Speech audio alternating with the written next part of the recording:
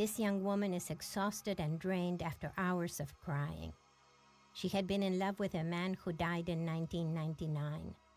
About a year later, she had reluctantly fallen in love with another man. She was afraid of an intense involvement because of her grief over the first man's death.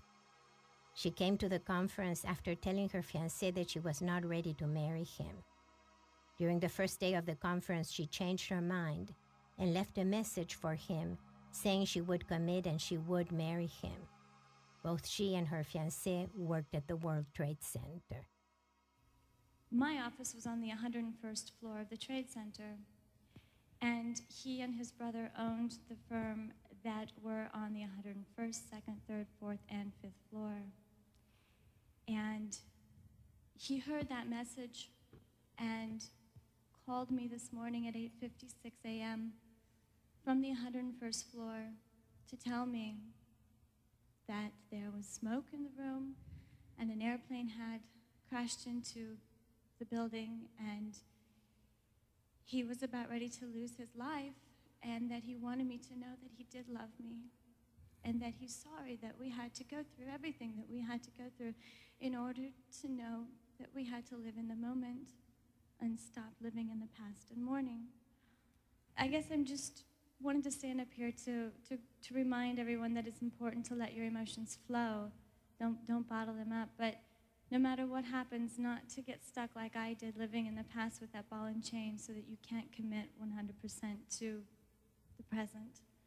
And what was the lesson the spiritual lesson that's been given to you now with a giant hammer twice? You're a pretty powerful woman to handle this. I think first we should acknowledge it for everyone else.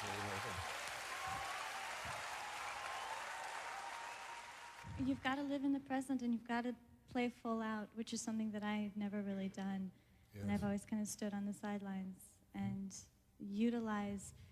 I think the worst experience can be your greatest asset. And in a situation like this, these have both been my worst experience. I'm just so trying to utilize them to be my greatest asset to help everyone here if I can, to be more peaceful and to feel what you're feeling and to live in the moment and appreciate what you have. Gratitude. Yes, that's wonderful. Maybe the additional one I might offer you that you've already thought of, but I'll just voice it. Yeah, I thought of it, I'm sure. Is to love in every moment. Yeah. Not just play out, full out. Because, well, you say you haven't played full out and you've been on the sidelines. I'm sure that's true some places. I bet there's true other places where you really did. You're not being fair to yourself. But it's good to generalize sometimes in order to move yourself to action. But the love, the unconditional love, the love without fear, that's the piece that was missing. Yeah.